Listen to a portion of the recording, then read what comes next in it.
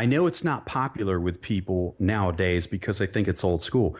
A good old fashioned print newsletter that you deliver every month, if as far as positioning, branding yourself, as getting the high fees, I think that's the most important thing a copywriter could do. You hear all the bull about marketing every day. Make your money in your sleep. My new offer is crushing it. My guru could beat up your guru. It's time to go right to the source and get the truth about marketing. With your host, the founder of copychief.com, Kevin Rogers. Hey, welcome back to The Truth About Marketing. It's Kevin Rogers here. This is the show where you go deep with the actual people who make the actual money in this crazy world of digital marketing that we all love to exist in. My guest today is Doberman Dan. I'm really excited for this. Dan and I have kind of known each other for a good 5-6 years now, but we're really getting to know each other better right now.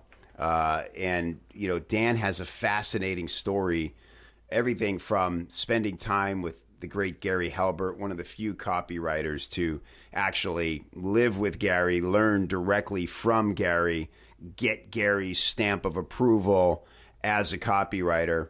But Dan is also a very experienced businessman. He actually started this sort of backwards as to how most copywriters do it, where he was in business first. He built businesses using his direct response prowess, and then kind of jumped over to the freelancing side for a while. So this is going to be a fascinating conversation. We're going to learn a lot from Dan, and really appreciate you being on today, Dan. Oh, it's my pleasure. I appreciate the invitation.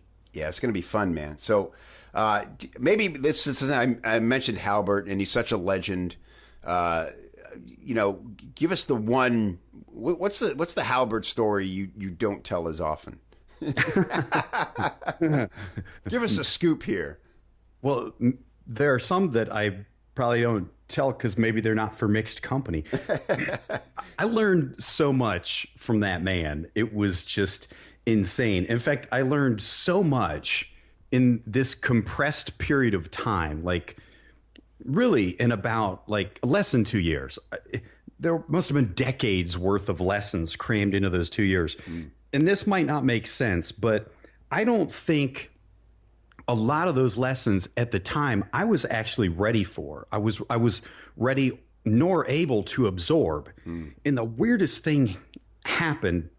It's almost like Gary still talks to me, and everybody's going to think, oh, this dude, we're going to go off into woo-woo land.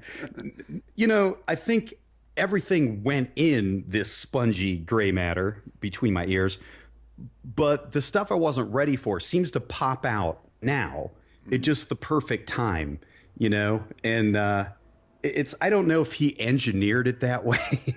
And he thought, this guy is kind of stupid right now, but I'm still going to teach him this stuff. But there's a spark there, yeah. That's right.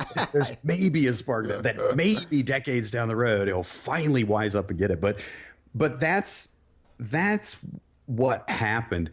You know, since you were talking about freelancing, I did learn a freelancing lesson from him.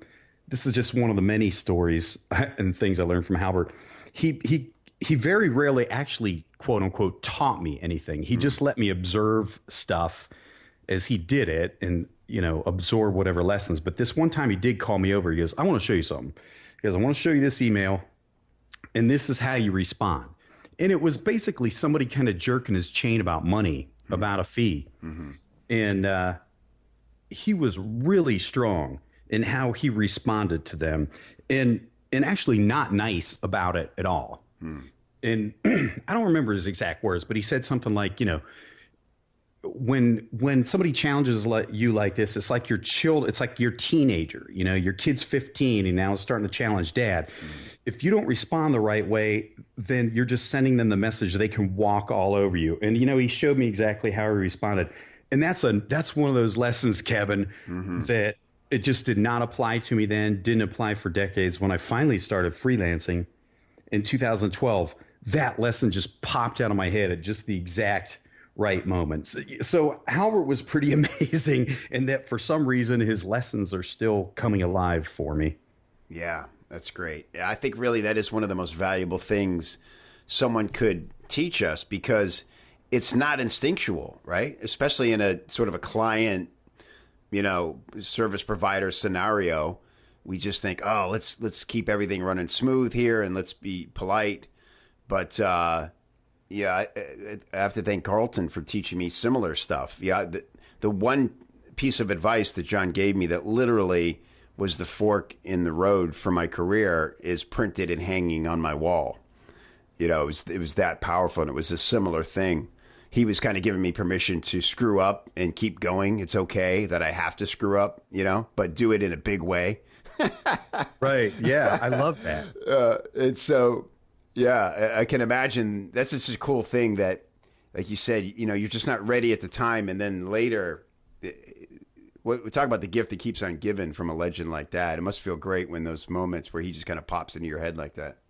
Yeah, it's pretty amazing. One of these days, maybe, I'll finally get off my butt, and as they start popping into my head, actually make a detailed list of them. I mean, I've shared some of them in stuff I've written online and stuff I write in my newsletter, but I've never made one comprehensive list. That might be that'd be super cool. Yeah, that's a big project. So much stuff I learned from Gary, and of course, Bond and Kevin Halbert. Yeah.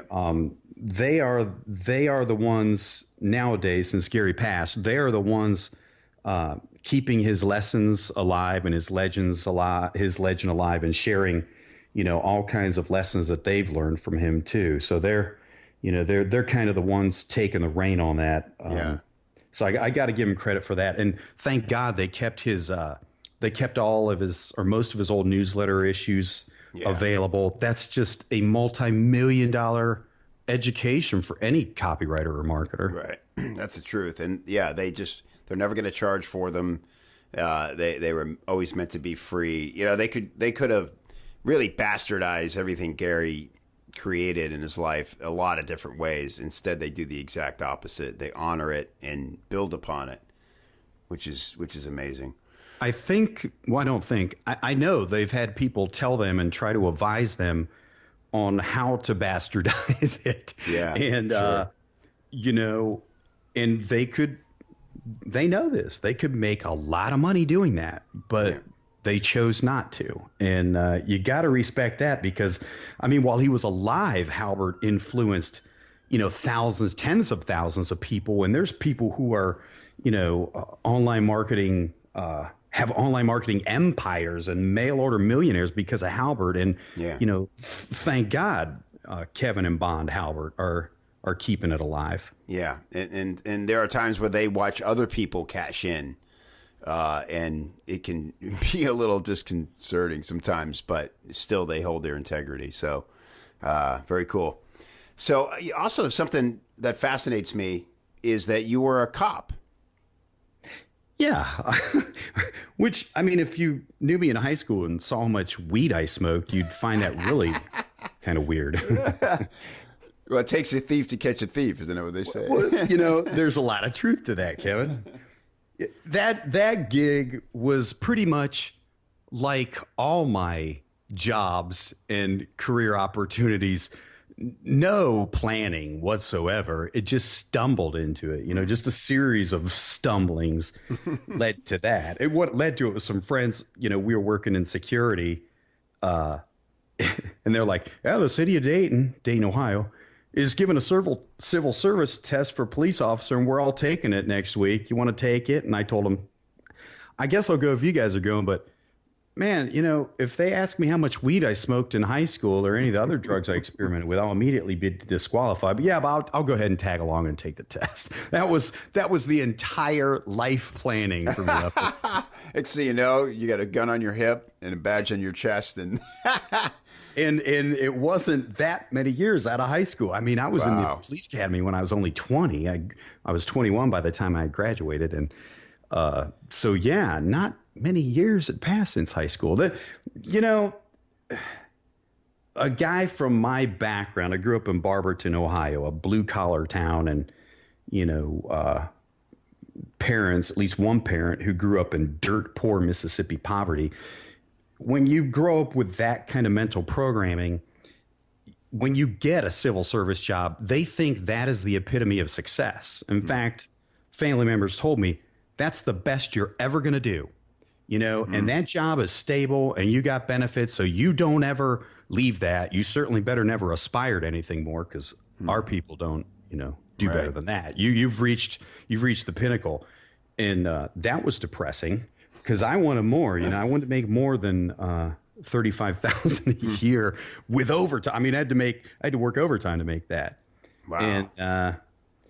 And just no life planning. That's how I wound up in that, Kevin.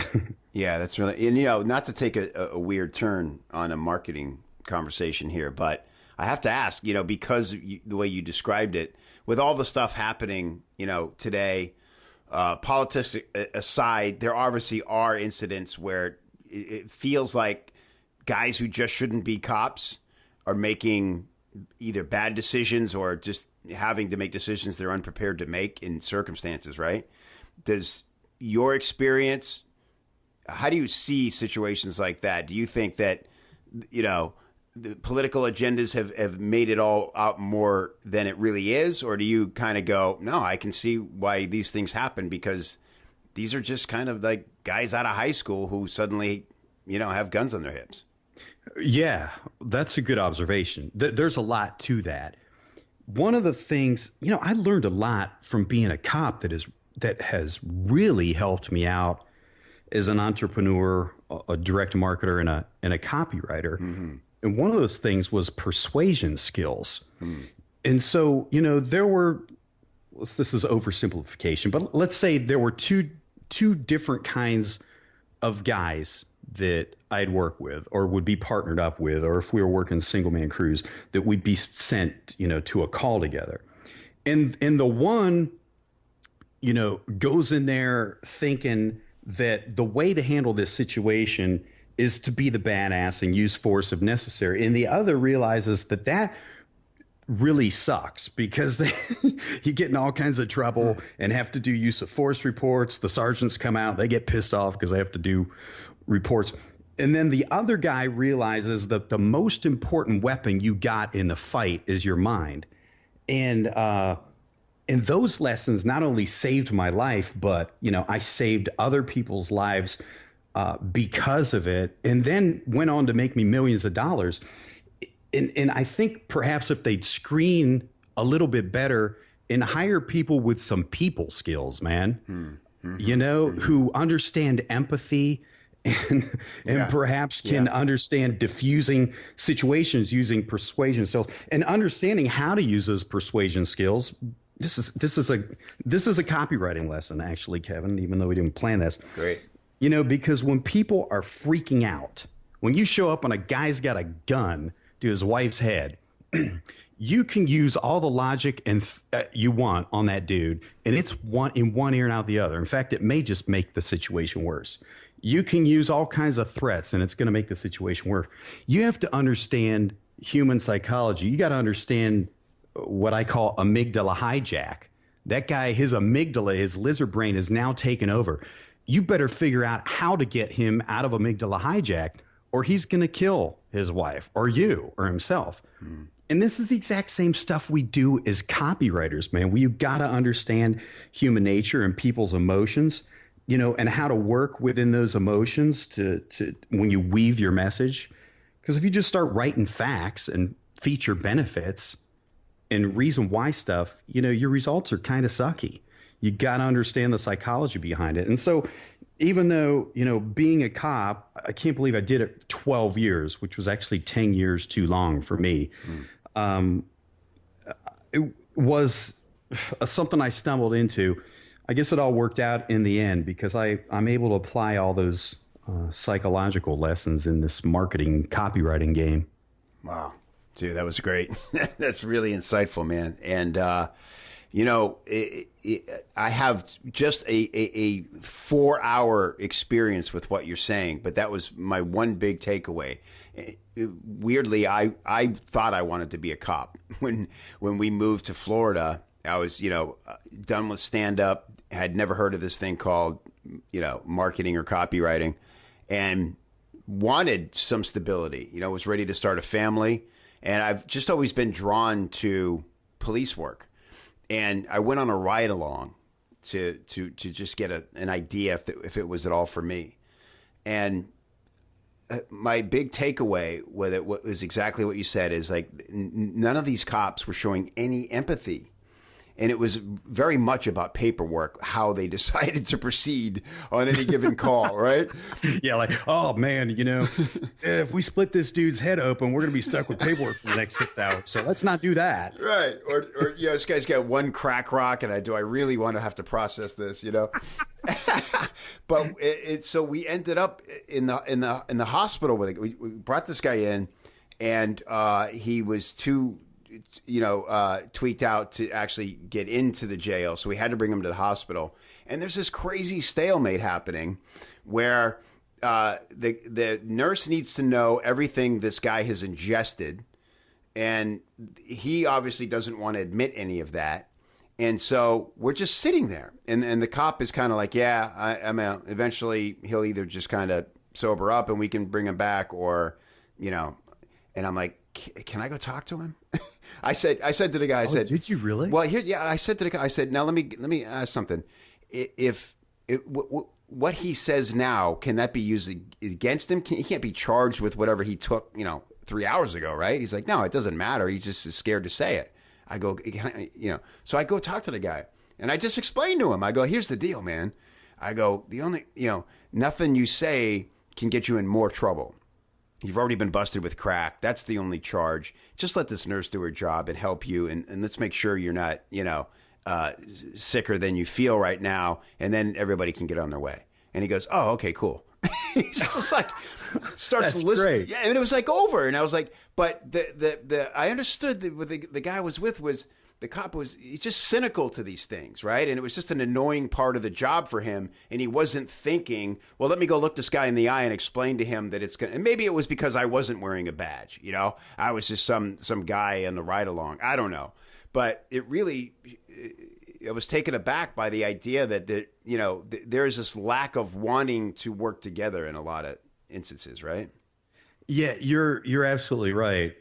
I often think, here I was 21 years old, out on the street in the inner city, and they're sending this 21-year-old kid to a family trouble, and so I'm supposed to mediate a family trouble. People have been married for 20 years. Speaking of not having empathy, I just did not get, I'm single, I'm 21, I'm playing the field, I'm loving life. And here I am supposed to mediate a family trouble. Listen, just deputize me right now, okay? After 2 divorces, send me to the family trouble.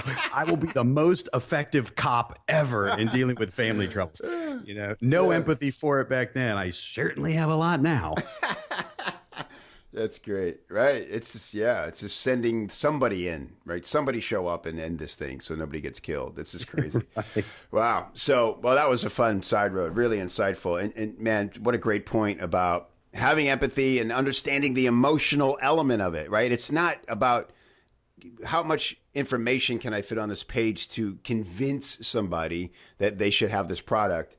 It's like Dean Jackson always said, it's not convince, it's compel. How do you compel them? And that requires emotion and understanding and empathy. So great point, Dan.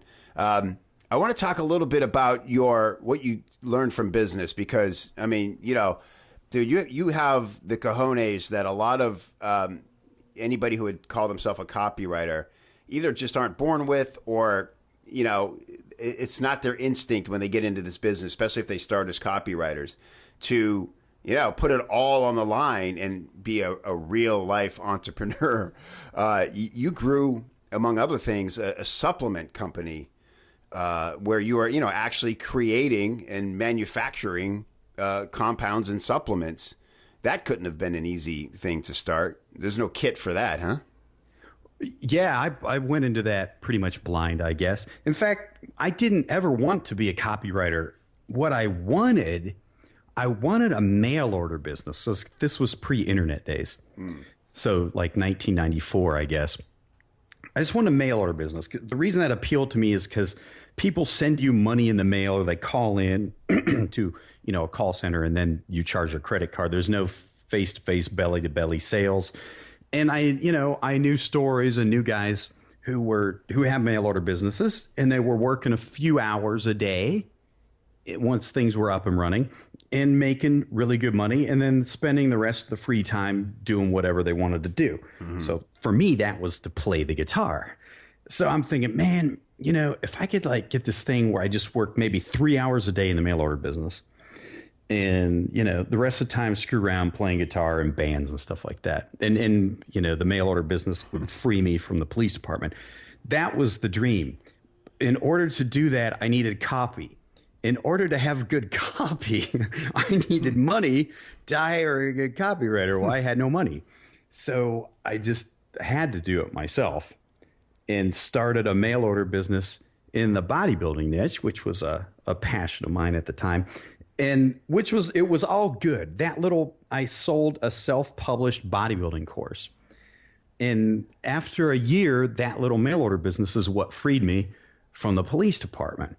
But what I discovered is that market will buy information products, but what they really want is, and what they're spending most of their money on, is supplements. And I just, again, like the police department, I stumbled into the supplement business initially just by selling, buying stuff wholesale and selling that to my customer list that I generated from the sale of my bodybuilding info products. And then that led to, then I figured out, there's actually manufacturers that'll make this stuff for you, and I can have my own supplement line. And I was so I was so stupid and ignorant about the entire process. I just went into it completely blind. I think if I would have known too much information, I probably would have gotten scared and never done it. Yeah. Did it end up being a lucrative thing? Yeah. So I've started 3. The first one was just a small little business that I just sold the supplements as a back end to the customers who were buying my info products. And then another one was not bodybuilding supplements. It was health related supplements. And then after I got done working with Gary Halbert in 2004, out of sheer financial desperation, not having an income and being broke, I started another bodybuilding supplement company on my kitchen table with, I think, all of $2,000 and a yellow legal pad and a blue pen. Yeah. And that one I had till 2012. I sold that in 2012. So like 97, that's when I went full time with my mail order business. 97 through 2012, with the exception if somebody asked me for a favor to write them some copy, like maybe once every 5 years. All the copy I wrote was for my own businesses. I also started, a bunch of different info businesses in various different niches. And then 2012, I sold that bodybuilding supplement company, and that's when I started freelancing full time. So yeah, I went completely backwards than most copywriters. Yeah, interesting. And now you have this great newsletter, and you've been running that for a while, yeah? Yeah. So let me see. I started the Doberman Dan letter. I started that in 2011 when I still had my bodybuilding supplement company. And I wanted to get some of these lessons down on paper that I'd been learning through my own entrepreneurial stuff and, the things I learned from Gary and had implemented. And so I needed the discipline of a deadline. And I started that newsletter really with no intention of making a business out of it. And now here it is, going on 6 years now, or 5 years. 5 years. My bad. 5 years. 5 years and 3 months now into that. Wow. And so you find that it seems like a great way to grow and learn yourself, right? They say there's no better way to learn something than to have to teach it. Yeah, for sure. There are so many good things that have come out of my newsletter, none of which I ever planned for nor expected. You know what, Kevin? Your listeners are going to be so overwhelmed with me. I mean, they're going to think this dude has just stumbled through 21 years of all this stuff. And I mean, that's pretty much it. The newsletter. So I every year I reread all of Gary Halbert's newsletters. And in December of 2010, I reread all of his newsletters and just made this snap decision. Oh, I'm inspired. I'm going to start a newsletter. And 2 weeks later, I'd started a newsletter. What I didn't know I was going to sell the bodybuilding supplement business. I didn't know any of this stuff. Long story short, what happened, everything good in my business life today as a freelance copywriter directly has come out of my newsletter. Like all my best clients, if not all my clients, now that I think about it, have come from the newsletter. They were subscribers. They hired me. Joint venture partners, friends. I got to tell you, although I know it's not popular with people nowadays because I think it's old school, a good old fashioned print newsletter that you deliver every month, if as far as positioning, branding yourself, as getting the high fees, I think that's the most important thing a copywriter could do. Again, my opinion is biased because that's how it has worked out for me. And I don't know why that is. I guess there's several reasons. Maybe it's the discipline, people seeing like, hey man, it's hard to write a newsletter every month and put it out. And maybe if when people see that and they think, this dude's been doing this for years, so maybe I can, maybe that's the kind of dude I won't write in my copy. Right. I don't know. Maybe that's part of it. I think a big part of it is authority too, right? I mean, if you're somebody, it's kind of like you said about being the 21-year-old kid showing up to a domestic situation and it being sort of ridiculous for you to be the one moderating, these discussions. I think people see that, there's a lot of people full of hot air out there. And if somebody's putting out a newsletter every month full of insights, then obviously that person's been in the trenches, knows a lot of things not to do, and is going to make as good a consultant as they are a copywriter, right? So I bet that's a big part of it, is just it's proof that you know what the hell you're doing. I agree. And, again, I'm biased because I like print. Yeah. For a lot of reasons. Of course, I'm old school, man. I mean, I came into this business before the internet was a viable media, and all we had was print, space ads and magazines and newspapers and direct mail. And that's how I started. So, keep that in mind. The principle remains the same. Whether your platform is established online, on a blog, on a membership site, you send out regular emails, the principle is still the same. Right. All right, so Dan, this is going to be fun because, I ask an essential question on this show to all my guests, and it lends perfectly into this idea of you sort of stumbling into stuff because, when you stumble into something, you've got to figure out what works, and I'm sure oftentimes what it is surprising. So the essential question of the show is, Doberman Dan, what is the one thing you've done in your marketing that has produced the most surprising results? Oh man, that's a good question, which you didn't prep me for. So now my mind is racing and thinking, oh crap. You stumbled into this question and now you have to. Now I have to ask it.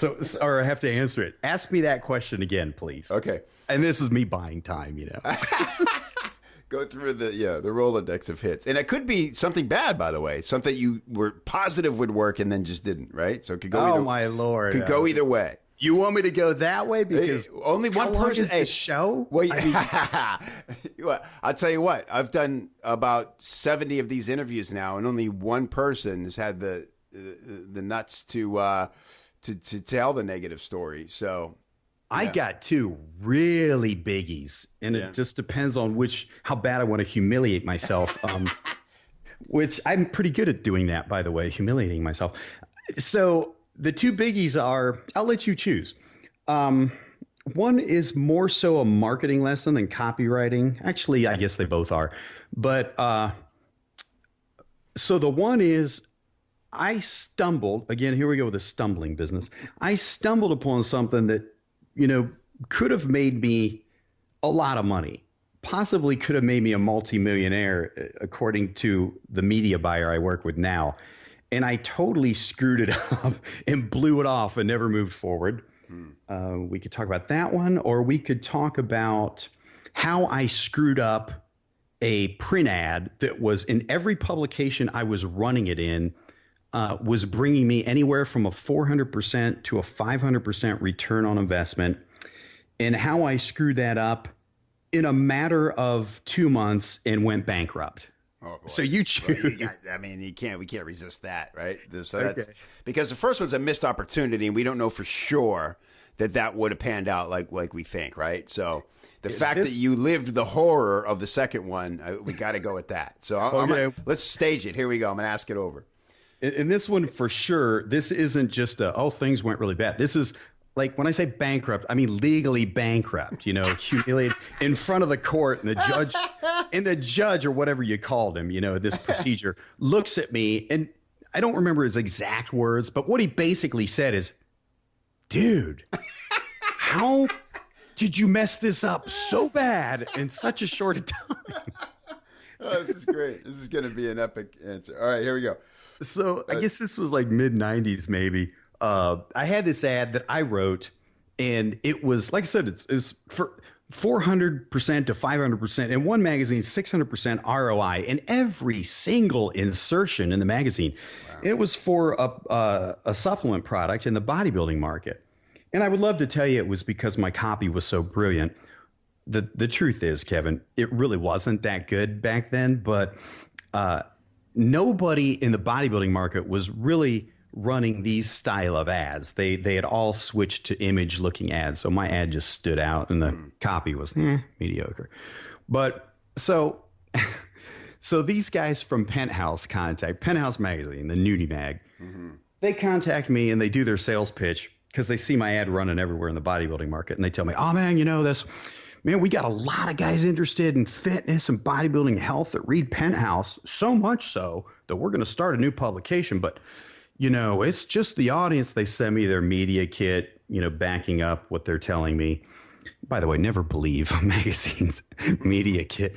And, and I'm just seeing dollar signs. They convince me that this is perfect for them. This is the right audience. And so to run my full page ad, which I might have been getting for $1,000, $2,000, $3,000 in some of the bodybuilding magazines, to run it in Penthouse, it was crazy. For one insertion, I forget what it was. It was like darn near $60,000. Wow. And but I'm doing the math in my head. I'm thinking, okay, let's just cut it in half. Let's say I'm getting 400% return on investment. Let's say I only get 200% return on investment. I'm counting the money I'm going to make, and so I negotiate the price down to $40,000, I believe. And not only that, I negotiate them giving me 30-day net terms. So I don't pay for the ad. They run the ad and I pay for it in 30 days later. So I'm going to owe them 40 grand. But of course I'm thinking, no problem. I'm going to make it at least 80 grand because look at my track record. Peel that right off of my knot. Yeah, that'll be easy. And no, it did not work out that way. It must have been the most disappointing, most pathetic response I ever got. Like, I think the ad maybe grossed a couple thousand. Wow. And I'm, at that point, I'm just freaking out. And that led to the downward spiral, owing them 40 grand I didn't have, stole money from the successful part of my business. And then, I'm to keep things running, I'm charging the ads on credit cards. It was literally like I was doing really good. I really had a nice business going. I was single. My expenses were low. I was just living the life of Riley. And, literally it was just a handful of months later that it all came crashing down. The big takeaway is every new media you test, I don't care how good your copy's doing, every new media you want to run in is a test until that media is proven. That's great. So same exact ad. Now, what was an example of a magazine that it was doing really well in, or a publication? I was running in all the available bodybuilding magazines at the time, which were Iron Man, Muscle Mag International, Muscle and Fitness, Flex, Natural Bodybuilding and Fitness. It's funny now that I'm naming them all off. I mean, there are hardly any of them left around anymore. Yeah, it sure has changed, that market. And then so Penthouse comes along, and there was no. Did you kind of go to them and go, "Hey guys, look, I mean, you swore that this was a fit, and I feel a little duped here. Is there any of that, or is that a totally pointless argument at that point?" It was a pointless argument. Here was the real problem. That actually was not a marketing problem or a copywriting problem.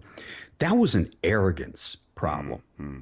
And see, I went full time in direct response marketing in 97. And so I guess, you know what? I take it back. It was shortly after that. So it was not mid 90s, it was late 90s, I guess. So I was still a rookie for all intents and purposes, but I was a rookie who had some really good hits under my belt.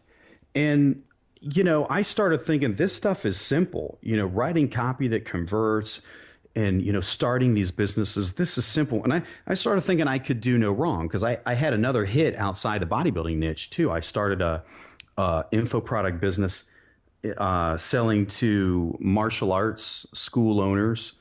And, so those were I had 2 hits in direct response marketing. Of course, we didn't talk about the 9 years prior to that while I was still in the police department where I was trying to start traditional businesses and they all failed. But once I got into direct response marketing, you know what? Those first 3 entrepreneurial ventures were successful. And so the problem with me going bankrupt wasn't a marketing problem. It was an arrogance problem, thinking that, well, I'm so good, man. I can make all this stuff work and I'll always, make it work. And, just taking too big of a risk at a time and not doing this thing by the numbers, testing small and then, I guess it's like our friend John Carlton always says, the minute you find success as an entrepreneur, your sole purpose in life is to immediately find a way to screw it up. I love the way he puts things. It's magic. That's like the most dangerous spot for an entrepreneur or for a copywriter. And it usually seems to happen in the beginning years or the intermediate years, where you're just like, I've had so many hits, I can do no wrong. Yeah. Your big fall is coming. Yeah, that's the truth. Yeah. This same thing as a comic. My first 2-3 times on stage were just felt like natural. And I immediately thought, I got this. I'm a made man. And then I sauntered on stage one night when I didn't plan on going up and just bit it. Brutal. Crickets, And I was like, wow. And I asked my buddy Lou, I go, Lou, what happened? It was the same jokes. He goes, you phoned it in, kid. He goes, you won't do that again. Tough way to learn. Yeah, but a lot cheaper than yours. It's nice to get that immediate feedback as much as it hurts at the moment. That's the thing about marketing, right? It's just like, how long did you have to wait and not see results from that $40,000 commitment, man? It's just brutal. So, no doubt. All right. So, Dan, this was great. I got to wrap. I could go on all day with you. I think we'll have to do this again for a part 2. Everybody can find you at DobermanDan.com. Also, and check out Dan's monthly newsletter, 5 Years Strong. That's really saying something in this industry. Obviously, a cat with a lot of stories to share, a lot of experience and wisdom to share. Also, check out the Off the Chain podcast that you're doing along with our buddy producer Jonathan. It's a great show. It's offthechainshow.com is where you'll find that show, and also on iTunes, Stitcher, and all those good places. So, Dan, thanks a ton for doing this. It was super fun, man. Look forward to doing it again. Thank you, Kevin. I had a blast. Talk to you. Hey, thanks again for listening to the Truth About Marketing podcast. If you like this show and you think other people would like this show, the best way to spread the word is by reviewing and rating the show in iTunes. Just log in, click review, leave a big old fat 5-star review, and let everybody know that you dig the show so that they can dig it too. To get all the links and resources we mentioned on today's episode, please go to copychief.com/TAM, as in Truth About Marketing. And if you'd like to learn more about how you can improve your sales copy with templates, formulas, coaching, feedback, or hiring a pro, do all that on the inside of the members area of copychief.com, and I will look for you there. Thanks for listening. We'll see you next time.